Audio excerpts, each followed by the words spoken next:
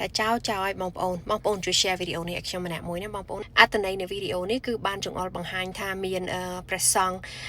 ចាស់ម្នាក់ដែលគាត់បានដូចថាមានចោលចូលលួចគេហៅថា safe box បងប្អូន safe box ដែលនៅក្នុងនេះហ្នឹងគឺមានលុយមានអីនៅក្នុងហ្នឹងតែជាថវិការបស់វត្តពួកចោលហ្នឹងវាទៅលួច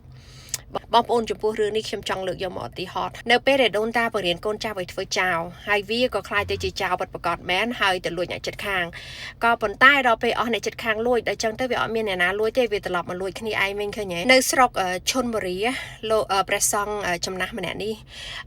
បាននិយាយថាមានចោលលួចហើយក៏សុំដូចថាឲ្យអ្នកជិតខាងអ្នកស្រុកជិតខាងហ្នឹងណាហ្នឹងហើយឲ្យគេជួយរក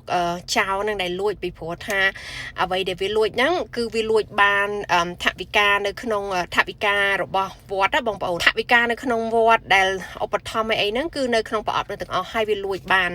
អញ្ចឹងទៅព្រះសង្ឃនេះបានដូចថាធ្វើការអំពាវនាវឲ្យអ្នកស្រុកនឹងជួយចាឲ្យអ្នកស្រុកជួយដើម្បីរកអ្នកដែលលួចពីលោកតាហ្នឹងអាយុ87ឆ្នាំអាណិតដែរហ្នឹងហើយក៏ប៉ុន្តែអ្វីដែលខ្ញុំចង់ចែករំលែកនេះគឺថា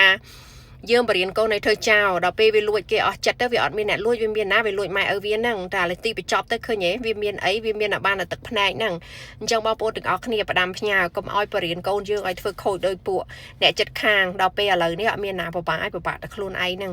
បងប្អូនជួយ share ទាំងអស់គ្នាដើម្បីចែករំលែកហើយដូចខ្ញុំថាចាំបងប្អូនខ្ញុំនឹងព្យាយាមយកព័ត៌មានពីខៅសហ្នឹងយកមកចែករំលែកនៅក្នុង community យើងដើម្បីឲ្យយើងមានការដូចថាជជែកវែកញែកពីពួកវាចាអញ្ចឹងអរគុណណាបងប្អូនណាជួយ share ទាំងអស់គ្នាចាសូមអរគុណ